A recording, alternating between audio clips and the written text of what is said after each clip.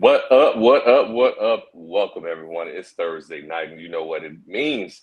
It's time for another episode of the Floor is Yours podcast. This is their Thursday night retreat where we bring real and relevant conversations to the community, hoping to move the community forward. And we got another one tonight for you, ladies and gentlemen. But before we get started, listen, I can't do this by myself. I got to invite my family to come along with me. So, to bring that smoke, they got the heat, they're going to bring it tonight. So, first and foremost, I want to welcome my main dude, my brother from another mother, Mr. Gerard Flex, the producer. Say what's up to the people.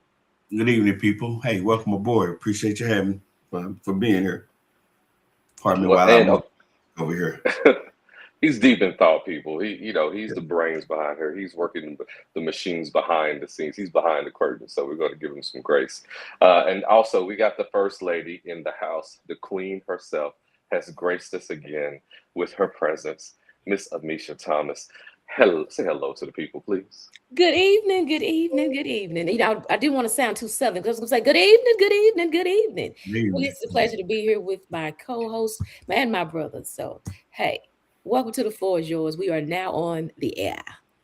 You reminded me of back in the day when we used to do the announcements at church. They said, "You're welcome once, you're Mm. welcome twice, you're welcome three times." That's when you say good evening, reminded me of. So you're probably back in the day. Showing my age a In the little bit church. here. Yeah. Yes, yes, yes. So if you've ever been to church and you've heard people say you're welcome once, twice, and three times, then I want you to tell everybody in your contact list that the Floor is Yours podcast is on. Tell your mother, your sister, your brother, your cousin, your pet, your goldfish. Tell everybody that it is on right now.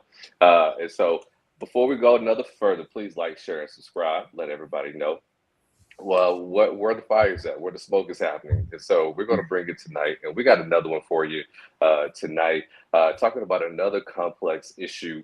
Again, relationships, because relationship problems don't stop. But we're here to add our 2 cents in to try to help people overcome. Because we got a little bit of experience between the three of us with relationships and kind of different situations we've been in. So we want you to learn from our experience as well. So tonight, we're going to pose the question. If you've done the work and you've grown, are you ready for a relationship? The title is cut off, so I can't really read the whole thing, but it's okay. Listen, what happens to us in life as we grow and as we mature, guess what happens? Our life grows, our life matures. And so when we get to a certain point in life, relationships become difficult because we have established ourselves. We know who we are mentally, spiritually, we know what our goals and ambitions are. And that becomes a little bit tricky when you're trying to invite somebody in. And so when you're particular age and stage in life, the question we're asking, like, do relationships become more challenging? Or can we say because we're more mature and we're more clear and we're clearer on what we want, can they be easier? And so tonight we're going to discuss all of that. And so if you are healed and you've done the work, why is it so hard to find a relationship? You know? So Anisha, I'm coming at you first. Are you ready for this? I mean, as ready as I'm going to be. As you go, so Yeah. at our young, tender ages, um, do you think falling in love is easier at our age, or was it easier when we were younger and more naive? It definitely wasn't when I was younger because it clearly wasn't love. I mean, it just had to be some infatuation things off in there. I don't really, I can't, I'm no. The older that you get, I believe it could be a smoother process. I won't say easier, I'll say smoother because you still have to navigate um, people when they're in different stages of life, how they're going to interact. Now, if they're set in their ways, it's a little bit more of a harder process. I believe when there is an open portal there, that you leave room and space to grow with somebody and to get to know them and to grow to know them, then I feel like it can be much smoother. So it depends on where each person is on how that actually is going to maneuver and to move forward. Yeah, yeah. Part of the conversation tonight is about the healing process. And when we're young, we're less scarred because we haven't had as many experiences. So we're a little bit more open, a little bit more receptive to love and inviting someone in or sharing our life with others. But as we get older and children come into play, a more defined career comes into play, and we got a house, we got a car, we got a assets, all of those things become get a little bit more selective in our choices to find people because we've reached a certain age and stage in life. Does the pool shrink? Do you think of the qualified people that are worthy enough to be invited into our space? What do you think, Gerard?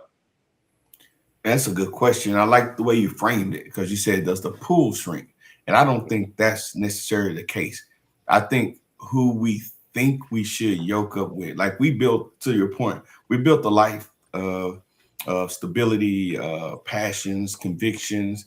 As Misha and I was talking earlier, there may be grandkids and all that involved. So the person that you yoke up with, you want that to, just to be a conducive relationship, not friction. So, and that don't mean that the person is not a good person, but and so I think it's just I read what happens, and tell me if y'all agree with this.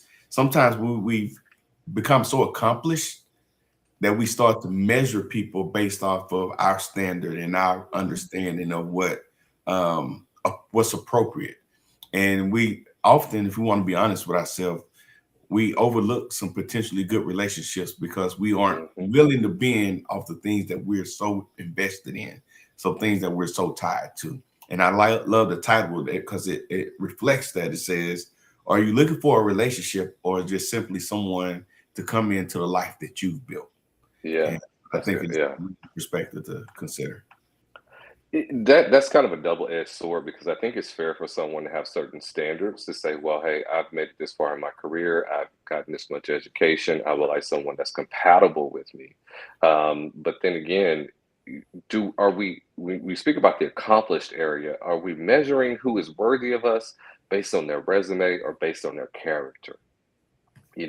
Because you do want someone that can travel in the circles that you have, that feels comfortable having the discussions you need to have with maybe your accountant or your your CPA or whoever networks you may be a part of.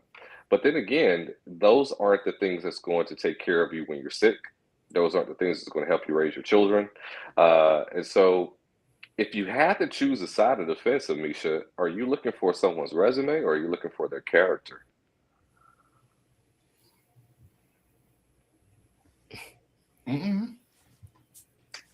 She's leaning in, people. Resume. Explain resume. You talking about job titles and all of that? Yeah, because, okay, I think that it is fair to say financial stability is an important component of a relationship. And it's also fair to say you want to link up with someone who is as ambitious as you are, or someone who can understand your ambition. Someone that gets up every day, has a purpose, and they're moving and they're making things happen. When I say resume, that's what I'm really speaking of, is their get up and go. Yeah. So I'm gonna go back. I'm gonna tap into this ambition. His ambition may not be as high as mine, but if he has ambition for himself, I'm not gonna put him in a box for me because mine may be a little bit more. But does that disqualify him? That's just where I'll go there, because I've seen it where you can have a man that's making sure the bills are paid. Now, matter of fact, I think I saw it on Instagram. She was asking a question. The bills are paid. He helps with the kids. He does all these different things he provided. But she says, but I just need him to have some ambition. Well, the response was, but he does have ambition. There is nothing lacking, therefore, at home. His ambition may not be to the capacity level of what I'm moving on, but he still has ambition. So I can navigate through that. Character does play a big part for me. And necessarily, like when you said, can you show up in the boardroom and everything? I need to know how you can talk to my grandkids. Can they bounce on your lap? Will they get on your nerve if they talk to, if they crawl across the floor, if my children come by? Because I'm not asking you to be a father or just you're an additive to this equation, but how do family dynamics work for you? Are you able to know that you can love somebody else's children? That I'm gonna say kind of as your own, there will be a line in between there, but there is a place in your heart that it expands open to navigate into this place that we can move and groove together. And but that comes with a lot of maturity as well, and knowing who you are as a man or a woman to be able to open up your heart and your space to allow other people to come in. And for me, that's a yes, because I love to be and become. It's easy for me because I just do it with people in general. Now I do know that there are some walls that can be put up, but however, it's how you navigate those situations. But character definitely is important to me, with a balance of knowing that you can have your resume of ambitions that fits you, but still works collectively with me. It's a great question. You know, one of the things when we talk about relationship is this notion of admiration. Now, for men, attraction largely is visual. For women, is largely emotional. And those are exceptions to every rule. But keeping in line with this whole ambition topic that we're on, Mhm. statistics have shown if we were to read a book or test results, it would say the most successful relationships are when the woman is looking up to the man, when the man has something about his character where she feels she can learn from or she can grow. She wants to be able to respect her man. She wants to be able to look up to him and have admiration for him. Yeah. Is it reasonable to say, Amisha, if you're making $500,000 a year, he's making a respectable $80,000 a year, could you still have admiration for him? I could. Okay. And that's with strong conviction. I Okay. didn't stutter. I didn't blink twice. I could. Okay. I got it. I'm gonna put myself out there. I think Okay. that's probably the minority of women. I think women are largely looking for men who can lead in in a financial area. Which was is that naive of me? Would you say that's probably true, or not really sure? But does he financially lead with the 80,000? How does he manage that 80,000? Hmm. What other things has he invested in? So we can look at that 80 and say, oh, that's not enough. I just want to know. I mean, it depends on what your lifestyle is too. But however, if I'm on the opposite end of that, I've been where I've made more. Hmm. Hmm. And I still chose to, because of the character of that person, of the man that I was with. Some other things may have deterred that part, but there was where I know that you can, when you make your money, how you can um navigate it through taking care of home and all of these different things. Yeah. And so I believe that if we look at it from an aspect, how do we work together? It's still a together thing. So I'm not looking Yeah. down on him, because I used to be one of them back in the day. If he was on the fries at McDonald's, but he could invest his stock and he had been there and he knew what to do and how to make other things change on the back end, Right. what does that look like? Because he can come out of them greasy McDonald's fries clothes and flipping that burger and put on a tailor suit, and we know how to go sit at a 5-star restaurant and cut a steak properly, and I know how to use the right fork to eat with my salad, and we can go and see the world. It's just on how he knows how to navigate what he got in his hand. Yeah. Definitely. Gerard. 'Cause let me throw this in there, because I know Okay. what it is to roll with a dope boy. Don't mean he gonna respect or value me, but he could throw me some money. And guess what he can do? He got me, Jane, Sally, Yeah. Carrie, and all of us, and he navigates that. But there's no respect of who you totally are. Gives more True. value to the one that's gonna be more submissive, but the one that has the money and can do her own. He just wants her for entertainment. Purpose is to make him look good. And I'm gonna digress on that. So keep going. No, I think those are all valid points because I as we get older, hopefully maturity sets in, and you're looking at when you define your quality of life, it should extend beyond finances.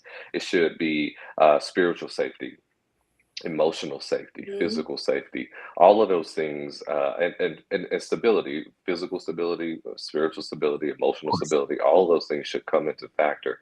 I think we should look at a relationship as a gumbo and not just a side item. It should be something that we are aware of has many different ingredients to it. Okay. You Yeah, make gumbo. yeah. Okay. But Gerard, I was going to ask you, as we're out here dating, it feels like dating now is more of negotiations than it is actually trying to form a love connection. Within the first few dates, women are asking, "How much do you make? Do you have a house? Do you rent? Do you have a car?" And I understand how the curiosity can be there because they want to know, should I invest my time in Mm. someone who I feel has potential that I can go the distance with. But do you, as you're out there in them, these dating streets, Do you think that dating now feels more like we're at the boardroom table negotiating, or does it actually feels like we're actually trying to make a love connection? Yeah, good question. I believe that they're trying to do both. And I think there lies the issue, right? Is how do you do both? 'Cause so does a car matter? Does a salary matter? Yeah, I think it can. But I think sometimes the emphasis is on those, out of an abundance of caution and fear of lacking, if that makes sense.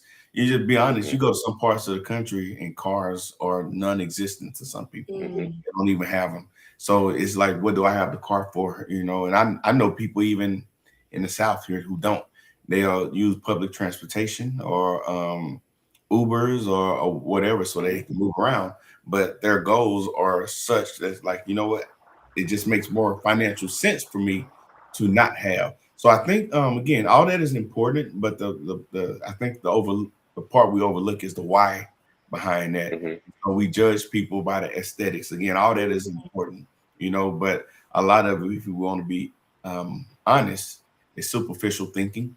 I'm not Yeah, willing to go beyond, what it looks like, because let's be honest, a lot of us want something that we can take home to our parents or our siblings or our friends and say, mm, look who I got. They're going to say like he's nice or she's polite or but they're also going to talk about where he worked, what she does for a living. And that right there gives a level of validation to say like, wow, but we know, just be honest, looking at politics, and some of the wealthiest people on this planet are some of the most conniving, scheming people on this planet as well. So, it's the fear of lacking, the fear of going without will make us overlook some potentially good relationships. And I just think that's unfortunate.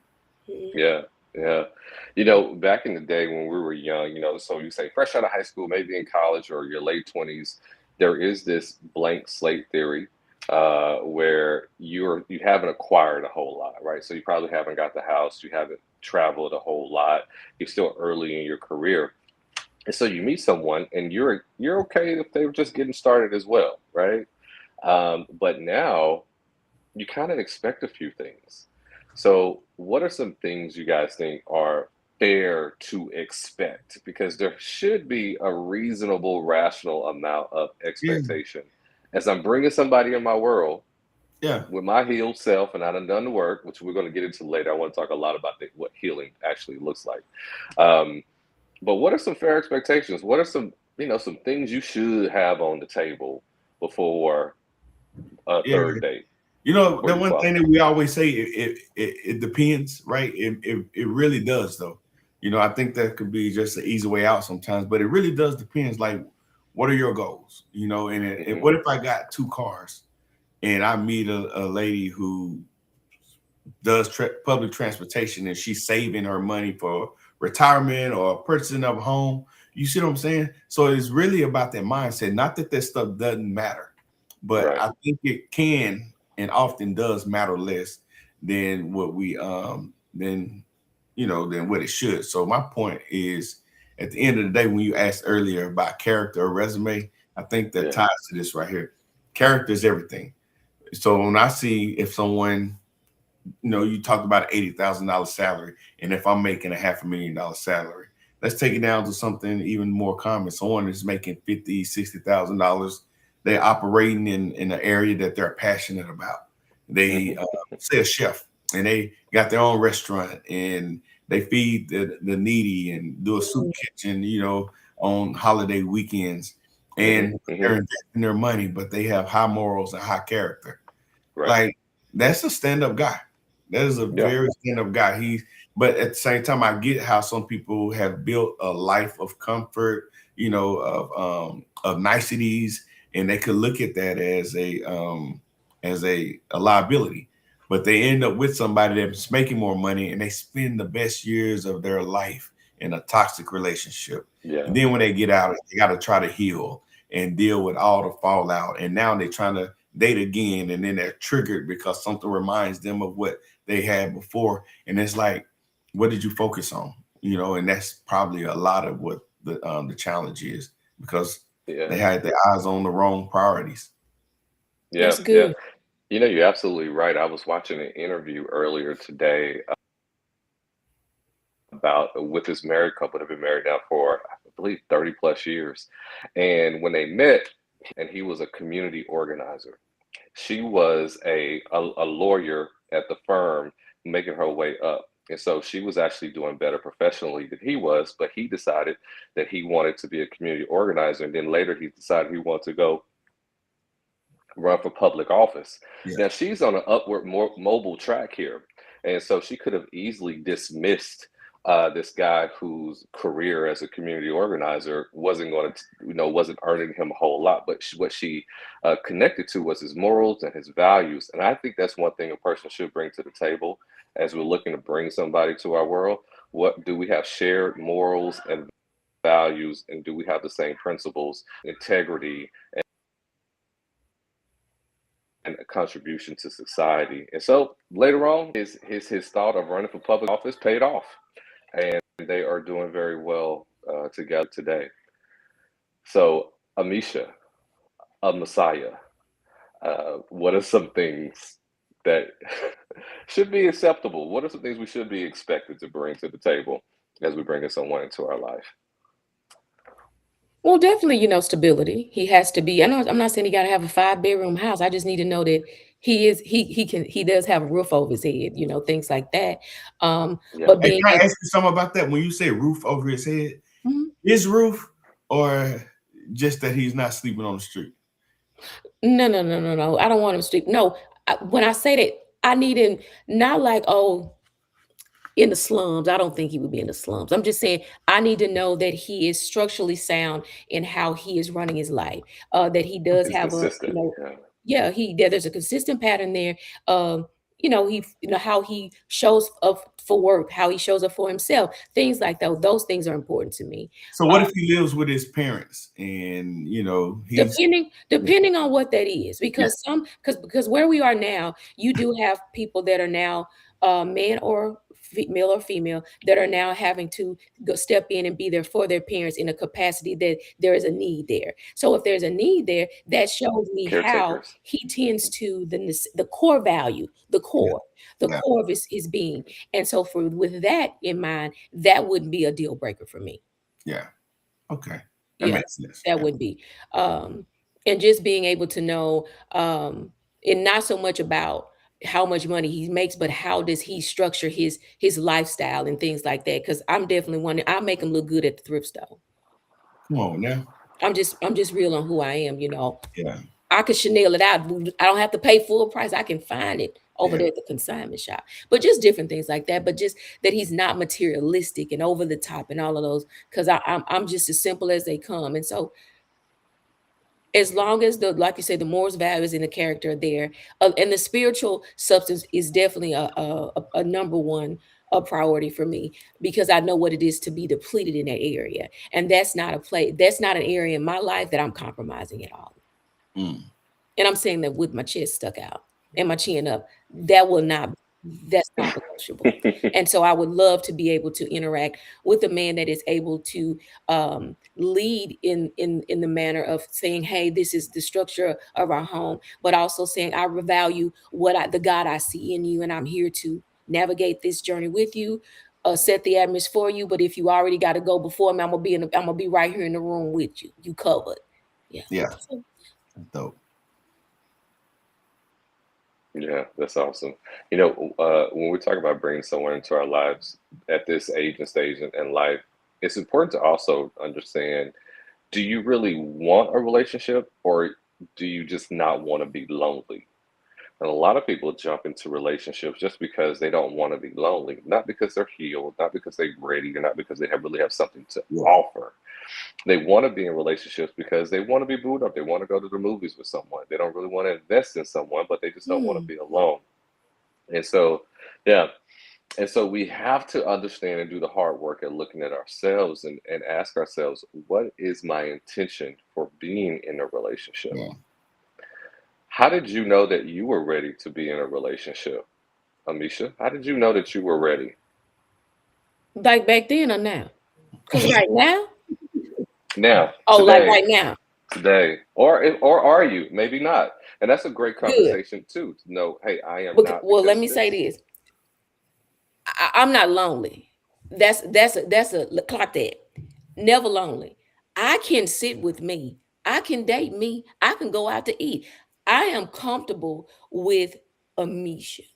So I'm not looking for someone to have to come in and say, "Oh, let me fill up this space," because oh, I can't. I'm not over here doing it, pointing to my own self.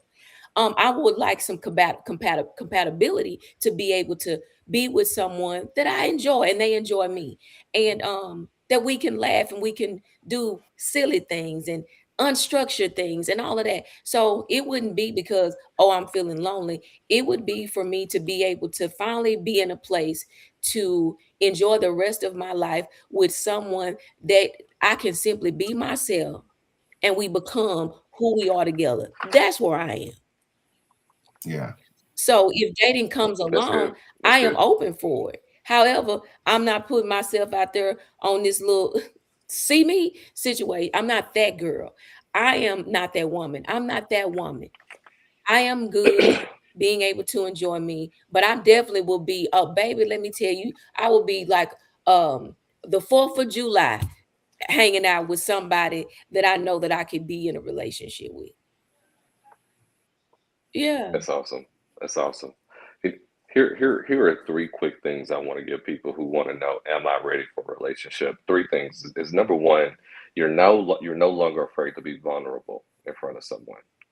Oftentimes, when we get out of relationships and we are scarred and we're bruised, someone's done us dirty, we put up that wall. I ain't gonna never trust anybody again. Mhm. Nobody's gonna ever get that close to me anymore. You know that you're ready for a relationship when you're no longer resistant or afraid to be vulnerable. I'm ready to share my story. I'm ready to share my life. I'm ready for someone to see my blemishes. That's one sign that you're ready for a relationship. I got three. Number two is you're ready to give as much as you're ready to Mm, receive. An unhealthy person wants to be served. A healthy person is ready to serve. And so you know that you're ready when you're for a relationship. When you're just as eager to Mhm. give as much as you're ready Hey, to and receive. before you move to the third one, That's just a point of clarity on that. You're not, I think it's important to understand the difference between someone who serves versus a people pleaser Mm. because they can look the same, but that people mm-hmm. pleasing can get you in just a world of hurt. Would you agree with that? It does. A people pleaser, someone says they won't like me Mm. unless I show Right. up this way, right? And so if you're really healthy, I like the saying. You may have seen this on social media. I see it all the time too. It says, um, "An unhealthy person says, I hope they like me. A healthy person Move, we move. says, I hope I like I hope them." I like you. Right, right, Look, a healthy yeah, person says yeah. move or be And moved. so, I get it. yeah, Go ahead. there you go. Yeah. So people pleasing, yeah, definitely is a setup for disaster because you're constantly Right. performing. You feel like you're always auditioning for the role, and you should feel like you should have the role when you're in a relationship. Um, the third one is you no longer carry stereotypes. All men are dogs. All women are nags. And so if you're able to look at the gender that you're interested in without any type of negative stereotypes, but you're open to receive there are good people and there are bad people that come in all shapes and sizes, and you no longer carry those judgments about people. You're able to just to say, I'm just looking for a good Yeah, human being. I ran into some bad ones, but I'm ready for yeah, find a good one now. Those are three things you know that you're ready for that's a Well, good. with you relationship. wording it like that, I guess I've been ready all my life. Right on, right on. I'm just saying. The hardest thing for people to do is to be vulnerable in front of someone else. That's a really hard Yeah, thing to do. it's I, good. I It's guess good. it's all. I mean, I'm just gonna give it to you. I mean, I don't want to give you a mask and oh, nah. Today, it's gonna be some days I'm gonna be. I would snatch this head off to show you how I would act, but I'm not gonna do that to you people. So this, you just be like, this is me, or just be honest on how life has been. I don't feel like now where I am now that I have to go down a deep rabbit hole with it, but just enough to say that I've had my fair share of. Yeah, the lack thereof, and leave it and go from there. But enough to say this, but I'm open to being able to share these things. And if something comes up that doesn't make me feel right, that I'm now able to use my voice and not have to feel like I have to dummy it down because of how it may potentially make you feel, we can navigate through the process and you can express how it felt me sharing it. And that, so having that is a very big plus because it will really enrich the relationship. Yeah. Hey, let's go to a commercial break real quick and Yeah. come back and we'll continue the discussion. Real men talk. If I had a group of brothers that I could confide in, a group of brothers that encourage me to be the best man possible, that hold me accountable for actions, but brothers that won't beat me down when I fall short. If I had brothers like that in my life, I'd open up more about my challenges. I wouldn't be afraid of being vulnerable and transparent. I'd be more deliberate in my actions and not scared of failure. I wouldn't act like everything is okay when I'm hurting inside. Sometimes it seems like there's an all-out assault from the world on black men, and hurtful words from my lady cut deep. I can't show my pain, 'cause if she knew that she hurt me, she would do it over and over again, hoping that each time cut deeper than the last. I do understand that women have challenges too. That's why I work so hard to be the strength she needs. But I need a band of brothers who understand that sometimes I simply want them to listen. Sometimes I need advice, but other times I need a shoulder to lean on. I need a band of brothers that create a safe space that gives us all a chance to talk about our fears. Because it's therapeutic when real men talk. Real men talk. Real men talk.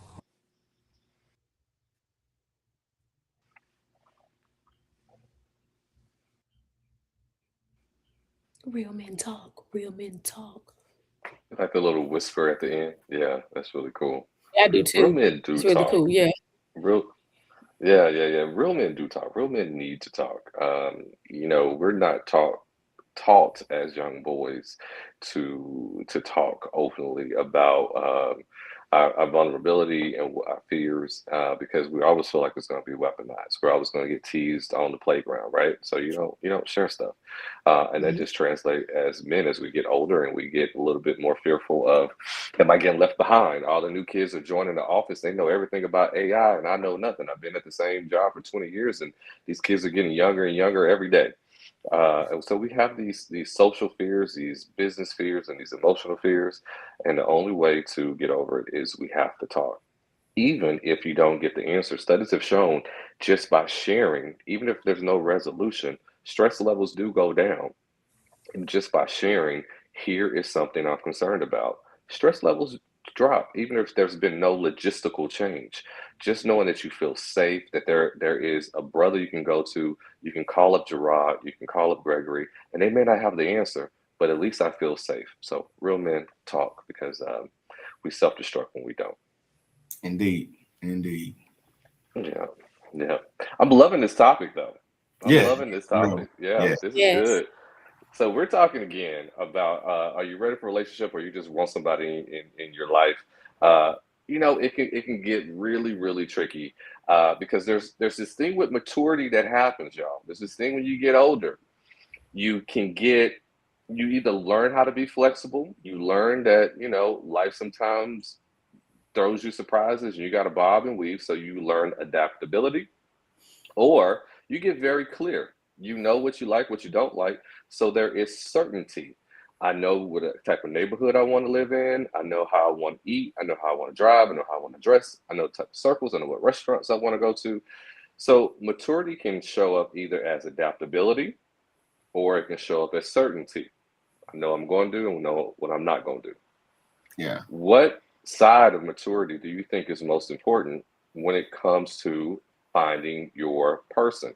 If we have developed this lifestyle, we got the career, we got the house, should we be rigid or should we be adaptable? What's coming from a mature place? Yeah. You know? You know what? And just to really put a little more emphasis on the topic, I like Yep. the way you contrast them, right? Because when you're adaptability, well, when the need to adapt to someone, just say that Misha is not if she was. Misha's an accomplished woman, attractive. She has her own. She can be independent and She take smell her. good.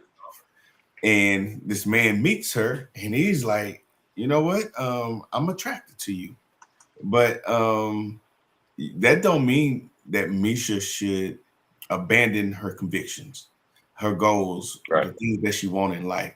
But I think Exactly. the conundrum, the challenge is merging two people with passions. These aren't 20 and 25-year-olds who starting off life together. These are people who have kids and grandkids and jobs and hobbies and hurts and all that, right? So sometimes you, as we stated earlier, you start to measure that person like, man, I want to travel, but he may not want to travel as much.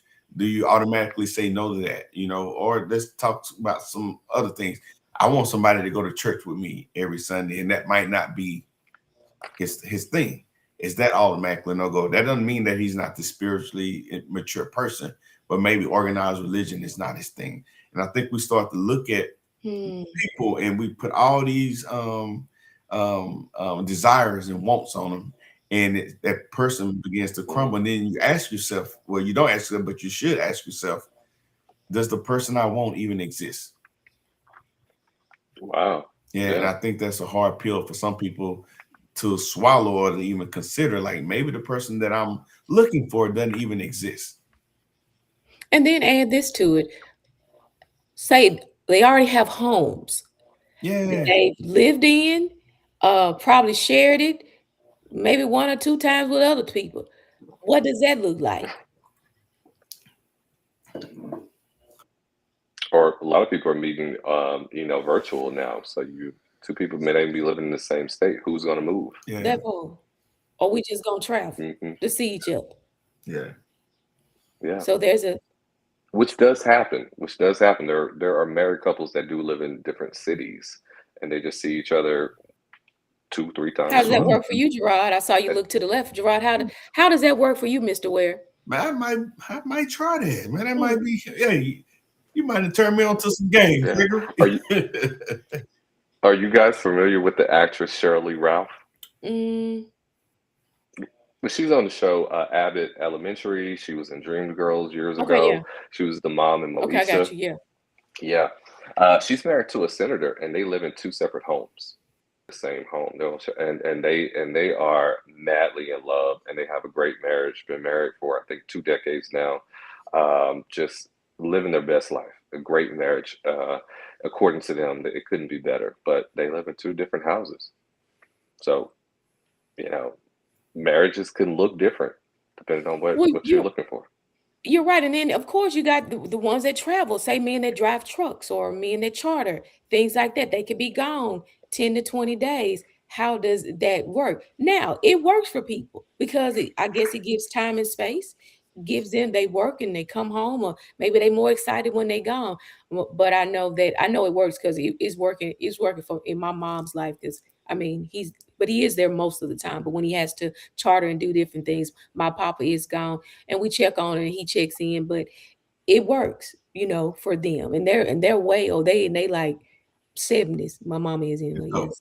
It's dope. Yeah. But one of the things though, Misha and Gregory, is that sometimes people have spent so much time in a bad relationship. It's now like, man, I've healed. And a lot of times it's the illusion of healing, but not to go too far in that. But you spent so much time in a bad situation that you get out of it and you think you're ready for the next situation. And sometimes what Gregory talked about is rigid. They're like, you know what? I've been through what I've been through. And you hear this often. I know what I want and I know what I deserve. So they're looking at people and writing them off from the jump without even knowing much about them. So, and I think it's unfortunate because the illusion that they've healed is there, but they're really moving with the weight of the baggage from hurt in past relationships. They hadn't learned how to release yet. Yeah, yeah. A lot of times when you meet people that are that rigid, that they say, "Hey, I'm looking for this," and if you don't have it, then you don't qualify. That is a lack of trust in themselves. They don't because they've come out of these bad relationships. Sometimes years, even decades. You've been with someone who's physically, mentally, so and financially, or abusive to you. You get to a place where, like, do I even know how to make the right decisions for myself? I do have clients that I work with who say that they don't get into exclusive relationships until their committee says that it's okay. So when I mean committee, they have some wise counsel in their life. And so what they do is they go out on double dates and they get together. And because they have an insecurity about, can I choose the right person for myself? I'm gonna allow my committee to come in and help me choose the right person. And so that you have these extremes where people are like, I don't have trust in myself, so I create this rigid uh, checklist that this person has to have. If they don't meet it, then they don't qualify. That is saying you don't trust yourself because you have the ideal of what a perfect person shows up as. So if you don't show up as perfect, I'm not going to accept you because I'm afraid of failing again. So all of that is just a fear of failure. A, com- a committee. A Huh? committee. A committee to choose your person. Yeah. hmm Yeah. hmm I'm And glad, then So that I'm may glad sound I've never strange to been that us, far but gone. that's really not too far fetched if we look globally. In a lot of other cultures, we still have prearranged marriages. You have families that help, bring um, options. I hate to say it like this, but options or selections for their children of who they can court. So it's not too far fetched of an idea if we think about it globally. It's just here in the United States, in relatively a short period of a time span, has individual selection occurred. I think it's only about 400 years old. But if you think about it globally, how long we've been on this planet, that's still a relatively new concept that we choose who we want without the influence of family, friends, and yeah, or a and, committee. and I think it's even when we look at it in a certain perspective, it's even more recent than we would probably even realize. Think about where when we were growing up and you dated somebody, you brung them around uncles hmm and aunts and hmm moms so that they can vet them and talk to them. You bring them to the family Yeah, reunion yeah, or a yeah, weekend gathering yeah, so that people can ask this, yeah. if it's a young man that's interested in the female in the family, they're asking him, what do you do? Right, What are your right. goals? What are your Yeah, ambitions? Here's one of the most popular ones. Who your folks? right. And it's all Yeah, those questions that exactly. you asking people. So it might not be, as rigid or as strict as what, most people think, Yeah, but yeah. there's Um, some parts of that that's around now. Yeah, earlier when I was talking about that community organizer and how he was dating the lawyer who was doing really well, and the lawyer said that she needed the community organizer to play basketball with her brother, and she said if my brother doesn't like him, I'm not going to date him. But the community organizer played basketball with the lawyer's brother, and the brother liked him, and so she decided to date him based on her brother's opinion. We can do something else other than play basketball though. But yeah, But Yeah, that was the way she I've selected. never journeyed down that road. yeah. But it's a hmm real thing though. Yeah. Yeah. I mean, And how's that working for you, Amisha? now moving forward, what did you say? Nothing. Never mind. Go ahead. Oh I didn't no, mean to no, no. interrupt. You real bold today. You might well just come on back with it. What did you say? I said, how's that working for you? Not having a committee. It's worked fine for me. She Okay. said she happy. All right. I All mean, right. no, what I'm saying is this. So that I'm just saying, I've never gone down that road where I've taken somebody because I don't have a big family. So you have to look at those dynamics. We can say it. Some people get to go down that road, but what about those that don't? But Good does that point. still mean that I hmm need to draw this committee or whatever to do that? And even with prearranged marriages, because I deal with, let's just say, people, clients or whatever, those are some of the most miserable people because they are doing it for the sacrifice of what the parents have wanted them to do. There, it's not really a love connection. They didn't get to fall in love. They were placed into something. I'm just navigate there. So even so, I feel like there still ought to be something within you to be able to navigate because you have to be with that person because they may like them, but when you finally get with them, will you really like them? So I'm just saying, but I've never journeyed down there. So there are other people in this world that have not had to go down there where they taking somebody over there. Now, Jen, I may have been with somebody, but I'm a girl, who your peoples and things like that. I've probably had it, but I've never had a man that I've had in that position to be done that way. Yeah. You know, that brings up another idea for me Oh, wait a minute, is let me how say this. important But is it? but moving Yeah. forward, I do have brothers in my life now that'll string them up. They riding with him. We got him tonight. We're gonna take him out. Yeah. That's a different story. Now I'm in a different chapter and place in my life. It may work out, that's just probably what they're gonna have to deal with. So I'm just saying, but I digress. You know, just to piggyback on what you just said, I think it is very important, if possible, if you can do this, and I know it gets hard, tricky to do it, if you can have a platonic opposite gender friend, that really does benefit you a lot. It kind of helps you get into the mind of what this person may be thinking that you're interested in, or kind of seeing an opposing viewpoint and not just our one perspective. And so, if possible, to Amisha's point, when you have people of the opposite gender who are platonic in your life who just want best for you, that could be a tremendous asset. It really can help out a lot. Because I'm telling Yeah. you, these last 3 years for me, baby, I've learned not to touch door handles hanging out with my Good for brother you. Gerard. There's a whole level that I've been drawn up into Yeah. because I have a gentleman as a brother, not just a man, have a gentleman. Right. And Yeah. now I'm surrounded by a lot more gentlemen, not just a man, gentlemen. So for Mhm. me, it's easier, as they say now, it's easy for me to be soft, honey. I don't really, and if I catch myself, I'd be like, put my leg. No, no, no, Yeah. no, no. Matter of Hey, fact, if I'm going out a door and there's hey, a man coming, I don't even touch the door. I'm not holding over you. I wait for him to touch. so both y'all had to give some advice to the youth about what gentleman and woman, a pleasant woman looks like. Like, how would y'all? Because I think that's missing a lot in our community. Like, no one's there to teach them what to look for in a mate. So, if y'all maybe to take a moment to talk about what that can look like, Gregory. A gentleman in your life is someone who,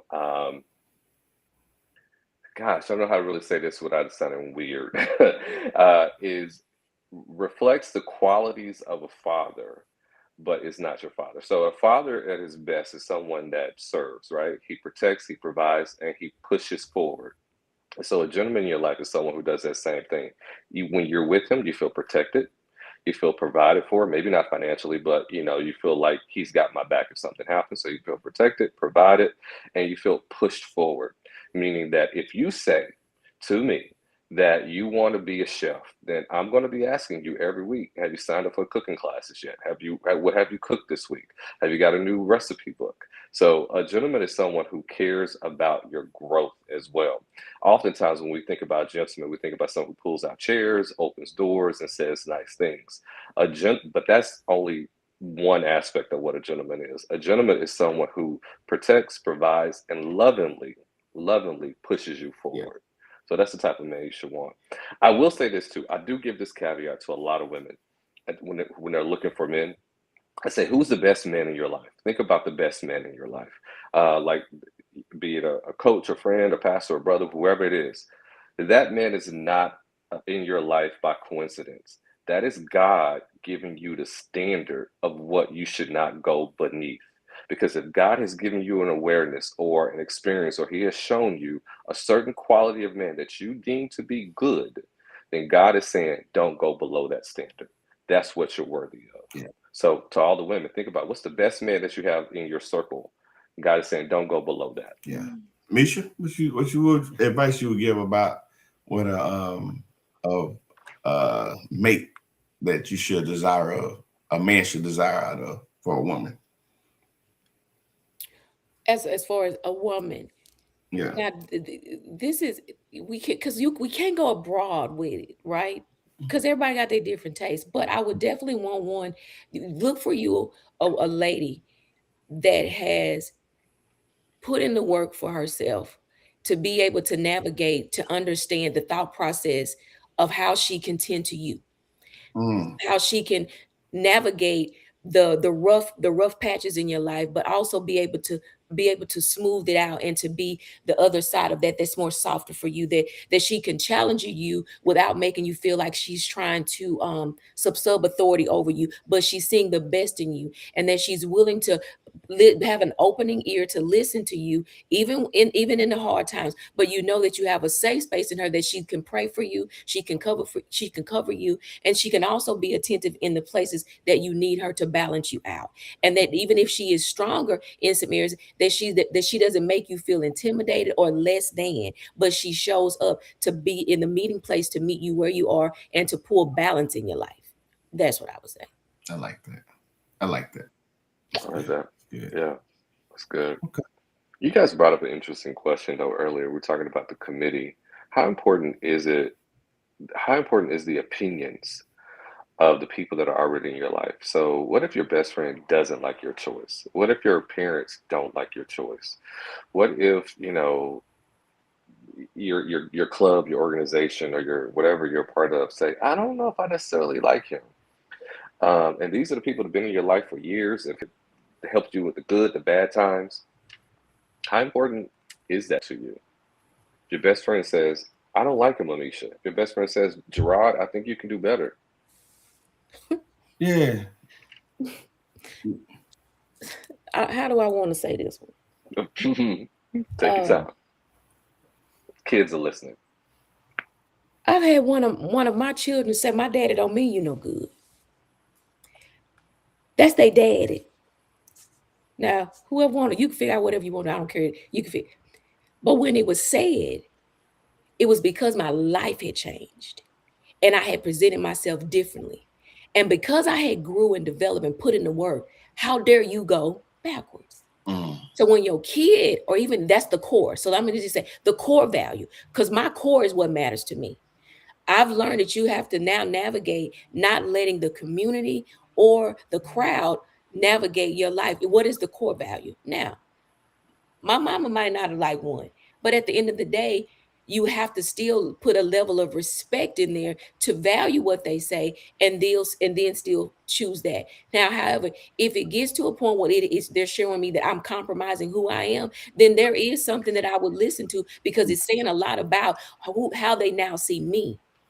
And is that taking me backwards or whatever? So I feel like you have to listen from where it's coming from and how it's being said, and what is it showing you that they're saying that if you go that way, it could take you back. I had it where, hey, they'd be like, honey, you are powerful in your own right. And this particular one is not going to push you forward. They don't know how to accept it and everything. Now, in the end, was it probably true on that one? Yeah. Truth and fact. But however, I navigated through that, and whatever I needed to grow and to see from that, not now to bring down this wall of always being so present for people when they don't show up for you. I had to learn something within that.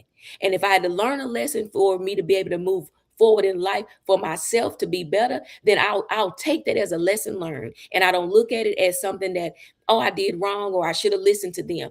At the end of the day, purpose in life have a plan, and sometimes we detour from it, but if we go through it, it'll put us right back where we need to be.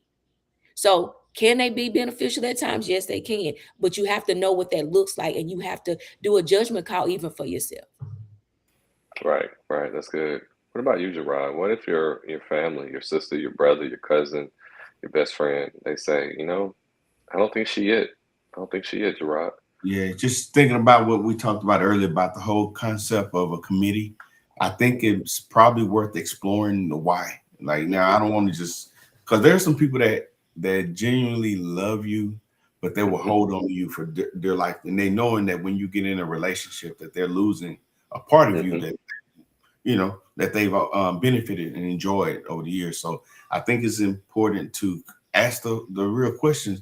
And someone comes to me that way, they're going to have to first qualify what they're talking about, not just say, they don't like them. Like, tell me why, and then give me some examples. Like, it needs to be real and relevant, and then we could talk about it. But I don't want to automatically push back, because then I'll be contradictory based off of what I was saying earlier, saying that the whole committee thing can be something legit. So again, I would want to listen, but I'm listening to people with that I value their opinions, and I know that they want the best for me. So that's my answer. Cool, cool. I have I've said this before on the show. It's probably a very We should ask you. yeah, Ask. yeah. Oh, I'm clear. If well, I was gonna say I have this thought that I go by. It could be immature, but as to how I live, I don't care. If my woman don't like you, then I don't like you. So if you don't like my woman, then I don't like you either. And I know that that's debatable, right?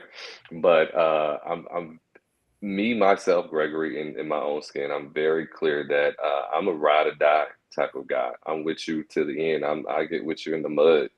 So like we together, and yeah, I think that fits, all things considered, meaning that this is a decent woman.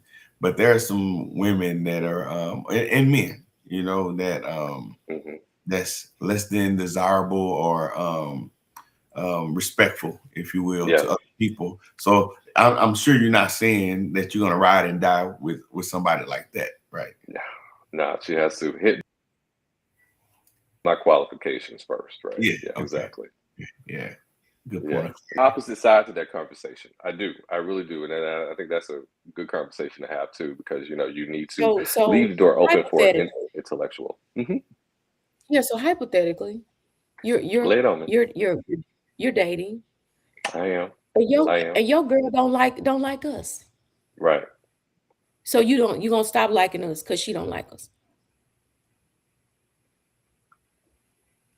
Put them on the Yeah. spot. Yeah. You stop liking us. I would for my wife. Yes. But Oh, not for my okay, girlfriend. But I would for my wife. I would. okay. Yeah. hmm Well, hopefully when you marry, she like us. Cause if not, honey, I'm gonna send y'all a nice little letter for your wedding. Yeah. Yeah. Yeah. And I need to probably explore that a little bit, and I'm open to being, educated on things. But yeah, I need to talk to my therapist about that, like, because I need to be intellectually astute enough to know when to make good judgment calls. But Yeah. for right And now, I I'm will a say ride or this die. about that. A mature person, a mature mate wouldn't make you choose between Correct. being with Absolutely. somebody. So if it comes to that right there, she doesn't like, especially like, of course I'm biased towards my mom, but I really think my mom is fair and loving and kind and polite. I've seen my mom show partiality to someone else that I was with because she didn't agree with what I was doing. So I'm saying that all that to say this. If someone doesn't like my mom, there's something going on with that person. I believe that true and wholeheartedly. My mom is one of the most kindest, gentlest people that I've ever met, and I model a lot of who I am and my character after her. And so I'm saying that to say this: if some if my mate doesn't like the people that I'm with, I'm especially this stage of my life, I have some stand-up people in my life. There's something wrong with her. And hopefully I'm gonna find that out well before it even gets to that. So yeah, but yeah, to say that I'm going to, cut people off just because she don't like them, yeah, no.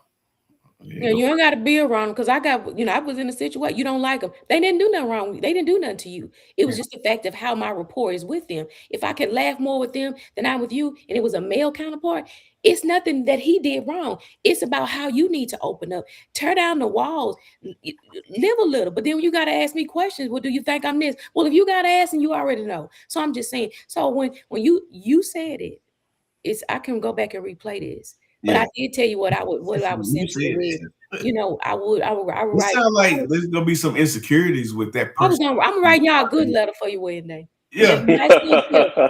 but that does seem like there could be some insecurities there with her, and isolating you is not going to cure whatever it is that she's dealing with. It's just going to be you there left to deal with her, and then when she's gone or he's gone in that situation, man, good luck rekindling those friendships. And I'm not gonna even put it back on her because if he makes the choice to do it, then that means it's something in him too. So we can balance it out, but he don't get to get off the boo boo train. Okay, go ahead, Gregory. No, I love that conversation. I love this type But of I'm glad you're going. exploration. I'm glad you're going to your counselor to talk about it. Yeah, yeah, yeah. I know where it stems from. I'm absolutely sure. We got to do a show about mothers. You talk about someone doesn't like your mother, then it's probably something wrong with them. I had a terrible relationship with my mother. I did not like my mother. I don't think she was a good human being at all. If she was alive today, I'm sure we wouldn't have a relationship.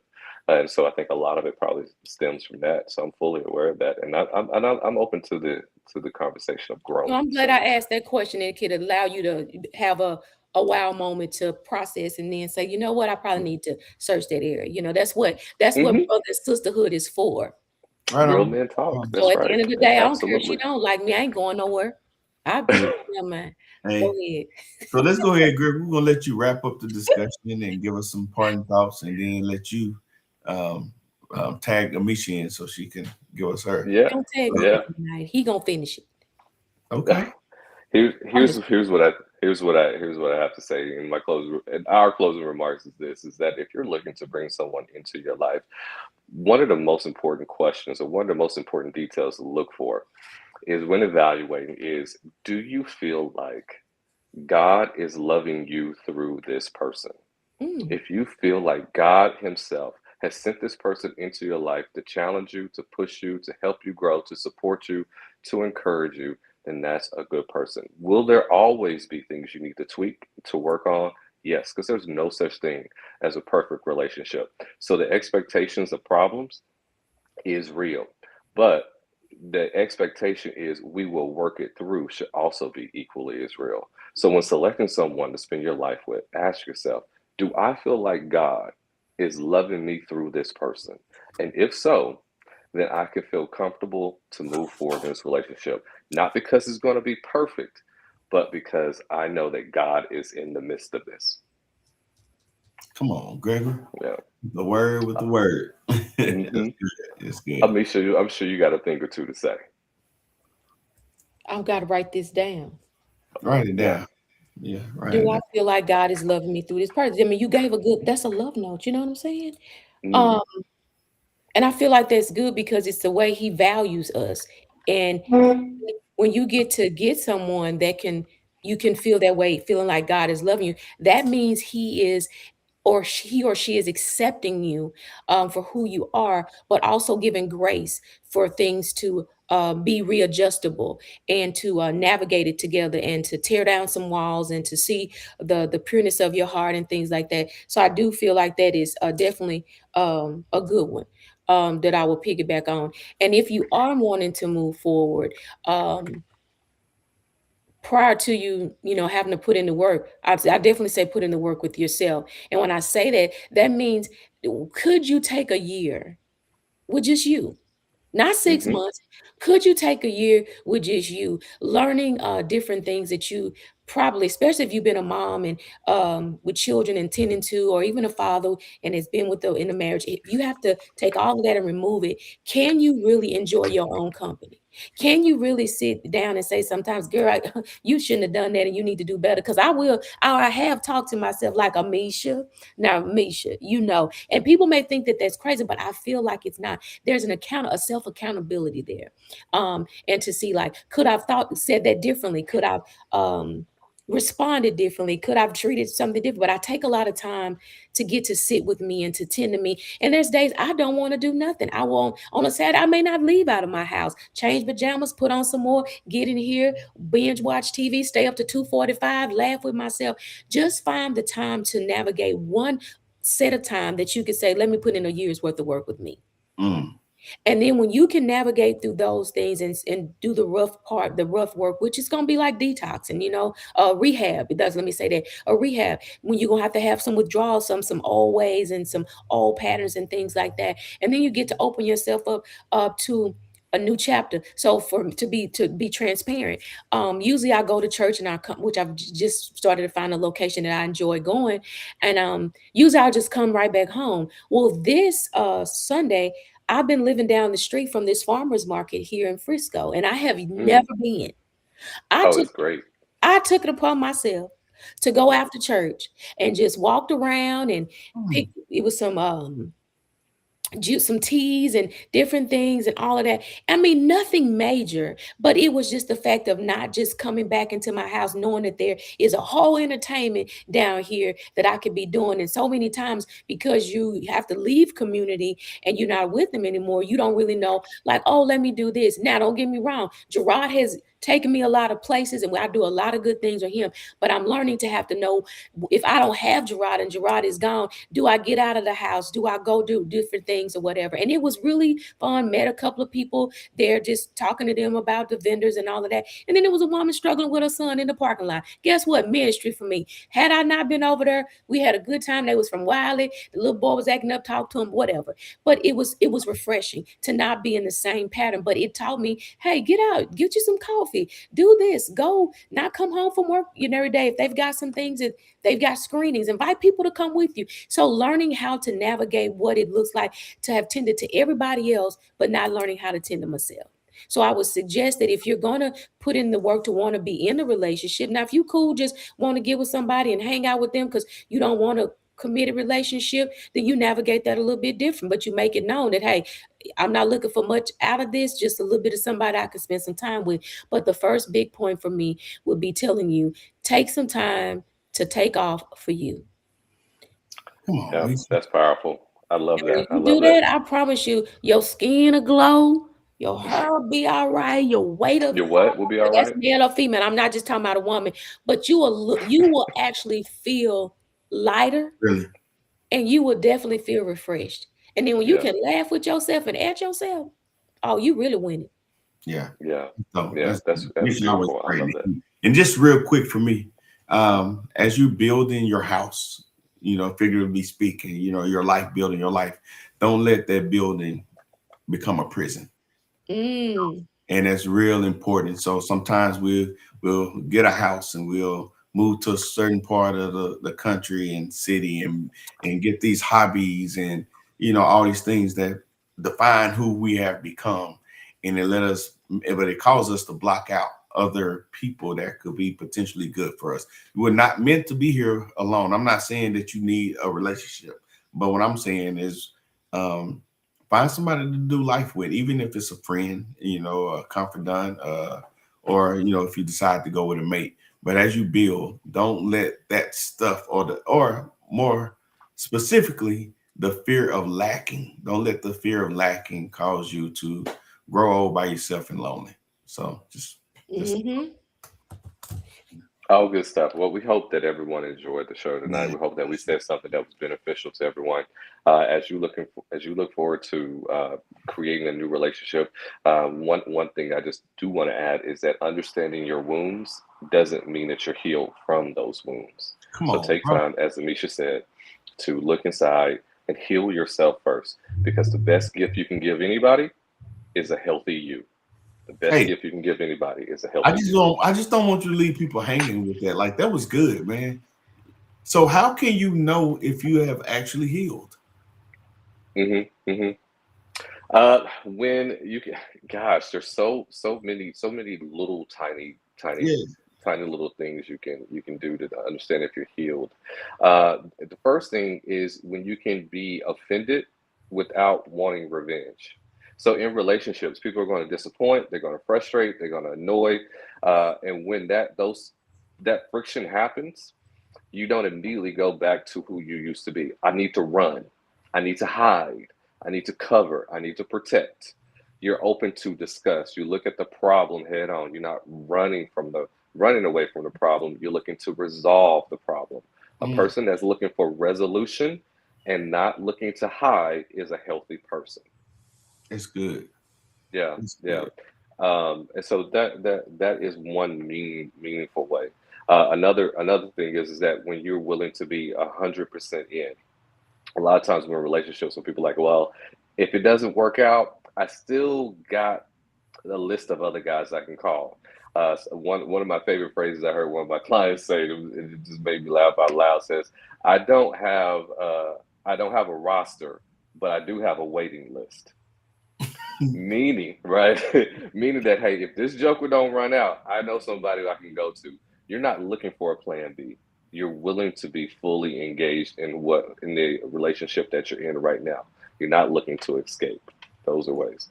And then the probably one of the biggest ways is that you have more happiness than you do pain. A lot of times when we're unhealed, there tends to be a dark cloud. You may not be crying all the time, but you do have a insecurity, you have a sensibility of things are not going to work out. It's just not going to work out. Intelligence can work against you because intelligent people can create a solid argument of why I should not be with this guy. I shouldn't be with him because I don't like his hair. I don't like his nose. He drives too fast. And women can do the same thing. I shouldn't be with him because he's this short or he doesn't make this much money. Intelligence sometimes can create a prison for you, for yourself. So, hey, just because you understand your wounds doesn't mean you're healed from them. Hey, and I'm gonna give one of the major traumas in our community is abandonment. We got people with abandonment issues, and I remember listening to a mental health professional, Dr. Ramani. If y'all hear me talk about her a lot, but she does a lot of work, especially in those maladaptive, real toxic personality disorders. But she talks about people who have suffered from abandonment, and a guy asked her, well, she was talking about someone who a guy broke up with her. This girl who a guy broke up with her, and she just lost it and was livid, and it was the end of the world for her. And she was saying, like, man, a breakup should not hurt you. And the guy was like, that was interviewing her, was like, I feel like everybody would, take a breakup hard and not feel good about it. She said, yes, but it doesn't take you off the deep end. Right. And so that's the thing, like when you deal with disappointment. So I ask people that all the time, like, hey, how do you deal with disappointment? When you don't get your way or someone lets you down. And, it's one of those things that when you have those abandonment issues where someone don't show up how they should have, you looking for that all the time. And you start to manifest that in relationships. So Sure. It's one of those things, like what you fear the most, you almost create the environment that makes that very thing happen. So it's something to think about, especially if you have abandonment issues. I couldn't agree more. Yeah. A breakup brings disappointment, but it shouldn't bring destruction. Yeah. So collectively listen to y'all, yeah. So in other words, if I had to give a final note to that one, it says, don't let Egypt keep you from the promised land. So in other words, don't let your past keep you bound that you don't move forward to the process, to the future. Because what we do is we'll relive over. When you're healed, you stop reliving, because when we first go through it, you got all this replay in your mind. It's when the replay stops and you got a whole new canvas. So when you can throw away the old canvas of how life was and how you thought it would be and all of that, and you can get a new one and start to put different dots here and there and throw this and that and compare it, I'm pretty sure it'll be more dark colors on the old canvas and more brighter ones on the new one. Yeah. So if I can always keep in the forefront that if I have come out of something, Egypt doesn't get to no longer to hold me, because there's a land that's over here with milk and honey. And I'm going to get over here to the promise. And I promise that I won't treat myself or allow myself to be held hostage by old patterns and ways, because I know that there's something better and brighter and healthier for myself. Yeah, that's heavy. Gregory and Misha, I heard people that use offense as a shield. And that's like, man, that's a sad state to be in, right? Where you carry what other people did to you and you put the onus on other folks to not do that to you, what's been done to you in the past. And again, they wear offense as a shield. And man, bless their hearts for that. And I just hope if anybody's out there like that they can go and get some real healing. Absolutely. This has been fun. I enjoyed the conversation tonight. It has been refreshing. Yeah, you guys always bring the heat, and it's always a pleasure to do the show. And we hope you guys enjoy watching, and hope we said something that was beneficial and a blessing to you. Gerard, before we go, you have something coming up in July, don't you? I do, man. I almost forgot about that. Yeah. So if y'all follow me a number of years on social media, I've been part of the men's mental health event in Vegas. I wasn't part of it last year through some unfortunate, circumstances. And some not so good partnerships. But this year, the original organizer, said she will not go forward without me, and that meant a lot. So if y'all follow me, you know how important men's mental health is to me. I talk about how important it is for men to be there, stable, with a mindset that's conducive to good order and discipline, right? And we're going to be there talking about emotional wellness. Hey, hold on 1 second while I share this flyer. But we're going to talk about emotional maturity. We're going to, there we go. Here's the flyer right here. The weekend is Friday, June the 12th. That's a Friday, of course, and the Saturday is the main part of it. But it's the focus is on men's mental wellness, and that Friday, just so everyone knows, is open to the community. So if our female counterparts and want to come out and ask questions and engage us and learn something on their own, like come on out that Friday and be a part of this special thing. Gregory and Misha, we always talk about when it comes to men's well-being, a lot of times, especially with physical health, our women have to push us to go to the doctors and get these exams and these tests just to and check up and make sure that we're healthy. Nothing is different with our mental health too. You know, sometimes our women are the buffer. They're the ones who absorb a lot of what men are dealing with, you know, and it's real challenges out there. So women, if you know men that are dealing with stuff, these type of events are important. You know, this is a free event. We have professionals, mental health advocates, mental health specialists out there who dedicated their life to bettering our community. So Friday, June the 12th, and Saturday, June the 13th, come on out to Vegas. The information is on the flyer. I'll make sure I put it on my page on IG and Facebook and in the comments to this show so that people can get the information. But just a shameless plug, after I get done giving my session there, I'm going to the dice table. I'm shooting some craps.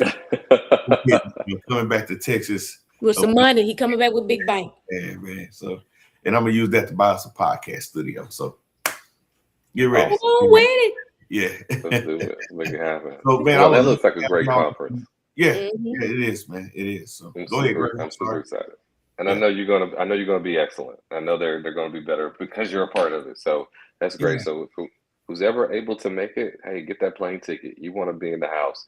And don't look at it as like the price of a plane ticket. Look at it as an investment in the generations to come. Because healthy men create healthy generations. Healthy women create healthy generations. And so the healthier we are, the healthier our children will be also. So think of it as an investment in the generations to come. Yeah. And one more thing on that, man, I was talking to Natasha, the organization, and what she shared. So May was Women's Mental Health Month. And what she shared from the women was they are tired of having to lift us up, or having to carry the weight. And yeah, it was a raw and real conversation where and it's getting worse, where men are starting to bash and belittle women. You know, we've done work in that space to try to help heal the divide, but it was a consensus in there where like they're tired of having to carry the load. You know, you look back to organizations, church organizations, and in our schools and coaches and in our communities, women have largely been the more permanent foundational piece that's holding us together, if we just want to be transparent and real about that, right?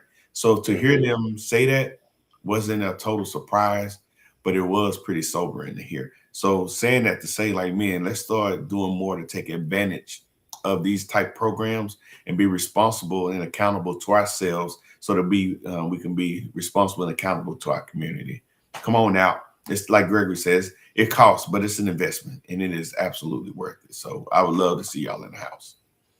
Yeah, absolutely.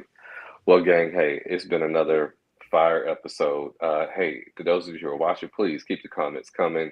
Gerard, Amisha, and myself, we'd like to dip back into the comments. And so if you leave a comment, we will may just surprise you with a comment.